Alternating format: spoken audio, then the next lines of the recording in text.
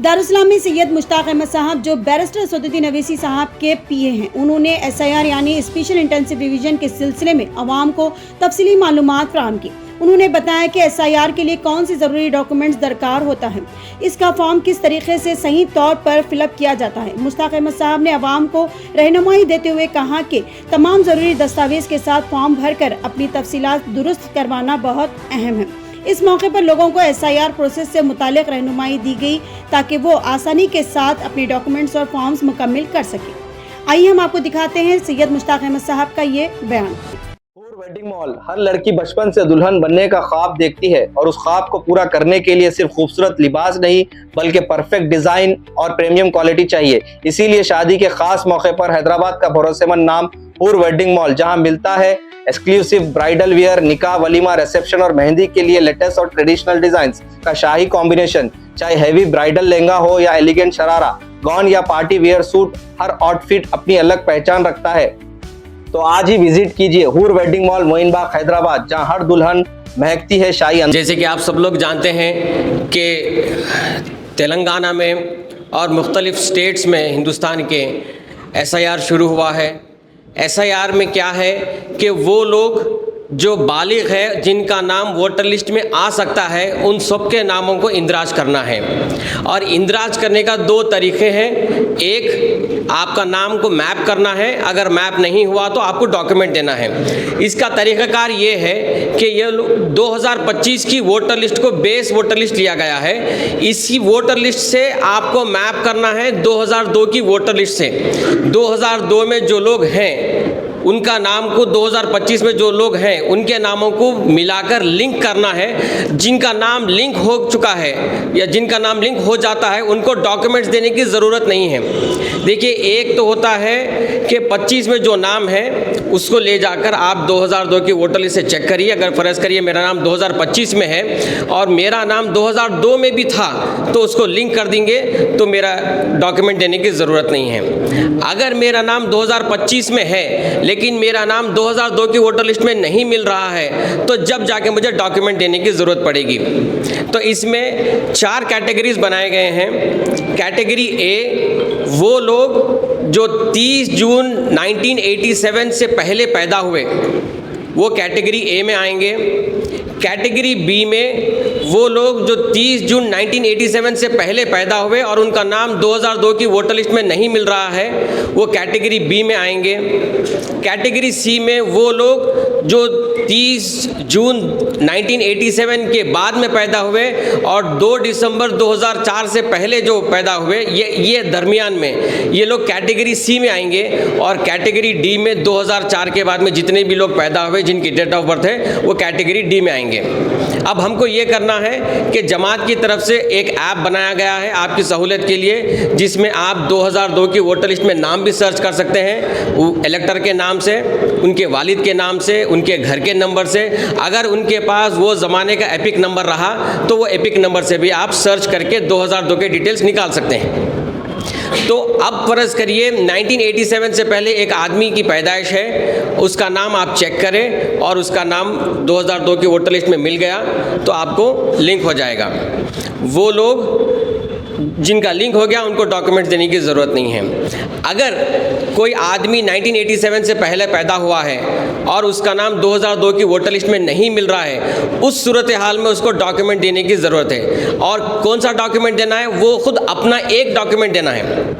जैसे कि मेरी पैदाइश 1987 से पहले है, 30 जून 1987 से पहले की पैदाइश है, मेरा नाम नहीं मिल रहा, तो मैं SIR के टाइम पे जब BLO आएगा एन्यूमरेशन फॉर्म के साथ में मेरा एक डॉक्यूमेंट दूंगा, या वो डॉक्यूमेंट बर्थ सर्टिफिकेट रहेगा, पासपोर्ट रहेगा, आधार के साथ में और एक डॉक्यूमेंट रहेगा, SSC का सर्टिफिकेट, या 11 डॉक्यूमेंट जो बताए गए हैं इलेक्शन कमीशन ऑफ इंडिया के, उसमें से कोई एक डॉक्यूमेंट उनको देना है। ये हो गया कैटेगरी B। कैटेगरी C में ये है कि अब मेरी पैदाइश 1987 के बाद में है और 2004 से पहले है और मेरा नाम मिल जाता है 2002 में तो उसको लिंक कर देंगे, मेरे को डॉक्यूमेंट देने की ज़रूरत नहीं है। अगर मेरा नाम नहीं मिलता है तो तब जाके मुझे डॉक्यूमेंट देना पड़ेगा, 2 लोगों के डॉक्यूमेंट, एक मेरा डॉक्यूमेंट देना पड़ेगा और मेरे वालिदैन में से किसी एक का डॉक्यूमेंट देना पड़ेगा। ये जहन में रख लीजिए, 1987 से लेके 2004 के बीच में जितने भी लोग पैदा हुए उनका नाम अगर नहीं मिल रहा है 2002 की वोटर लिस्ट में, तो 2 डॉक्यूमेंट देना पड़ेगा। एक खुद का डॉक्यूमेंट, एक अपने वालिद का या फिर वालदा का डॉक्यूमेंट देना पड़ेगा।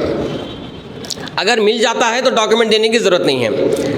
कैटेगरी डी में क्या है, 2004 के बाद में जितने भी लोग पैदा हुए और जो बालिग है, जिनका नाम वोटर लिस्ट में आने के हकदार है, उनका नाम, उनके वालिदैन का नाम अगर मिल जाता है तो उसको मैपिंग कर सकते हैं, उनको डॉक्यूमेंट देने की ज़रूरत नहीं है। अगर उनके वालिदैन का नाम नहीं मिलता है तब जाकर उनको, जो 2004 के बाद की पैदाइश है, उन लोगों को खुद का एक डॉक्यूमेंट देना पड़ेगा, उनके वालिद का एक डॉक्यूमेंट देना पड़ेगा, उनके वालदा का डॉक्यूमेंट देना पड़ेगा। 3 डॉक्यूमेंट देना पड़ेगा। देखिए, कैटेगरीज में जो है डॉक्यूमेंट के कैटेगरीज के हिसाब से डॉक्यूमेंट देना पड़ेगा। कैटेगरी ए में जिनका मिल गया डॉक्यूमेंट देने की ज़रूरत नहीं है। कैटेगरी बी में जिनका नहीं मिल रहा तो उनको जो है एक डॉक्यूमेंट देना है। कैटेगरी सी में जो आ रहे हैं, यानी 87 से 2004 के बीच में जो पैदाइश है, उनकी डेट ऑफ बर्थ है, उनको 2 डॉक्यूमेंट देना पड़ेगा और 2004 के बाद के लोगों को 3 डॉक्यूमेंट देना पड़ेगा। ये किस किस के डॉक्यूमेंट है? खुद का, वालिद का, वालदा का। और कौन से डॉक्यूमेंट्स हैं? जो इलेक्शन कमीशन ऑफ इंडिया से बताए गए हैं 11-12 डॉक्यूमेंट्स, वो डॉक्यूमेंट्स में से कोई 3 डॉक्यूमेंट्स देना पड़ेगा। मकबूलियत में उसके अंदर आपका एसएससी का सर्टिफिकेट है, डेट ऑफ बर्थ है और आपका आधार कार्ड है, आपका जो है पासपोर्ट है और आपका जो गवर्नमेंट में अगर कोई एम्प्लॉय था, स्टेट गवर्नमेंट में या सेंट्रल गवर्नमेंट में, उसका आईडी कार्ड है या आपका पेंशनल सर्टिफिकेट है या आपका फॉरेस्ट राइट सर्टिफिकेट है, राशन कार्ड की कॉपी है। तो ये सारे डॉक्यूमेंट्स लिस्टेड किए गए हैं, इसमें से कोई एक डॉक्यूमेंट आपको देना पड़ेगा। अब आप लोगों से गुजारिश ये है कि जो जमात ऐप बनाई है, वो ऐप लेकर जब आप किसी के घर पर जाएंगे तो पहले वो घर के हेड ऑफ़ द फैमिली का नाम आप चेक करिए। अब जैसे कि मेरे घर कोई आया तो मेरे वालिद का नाम अगर चेक कर लिए और अगर मेरे वालिद का नाम मिल गया तो मेरे वालिद के जितने बेटे हैं, जितने बेटियां हैं, मेरे वालिद के जितने पोतरे हैं, जितने पोतरियां हैं, मेरे वालिद के जितने नवासे हैं, नवासियां हैं, पूरों को मेरे वालिद के नाम से मैप कर ले सकते हैं। तो बेहतरीन काम ये रहेगा कि हमारे इब्तदाई सुदूर मोतमदीन जब ये ऐप लेकर घरे घर जाएंगे तो उनको ये करना है कि पहले उस घर के हेड ऑफ़ द फैमिली का नाम चेक करिए।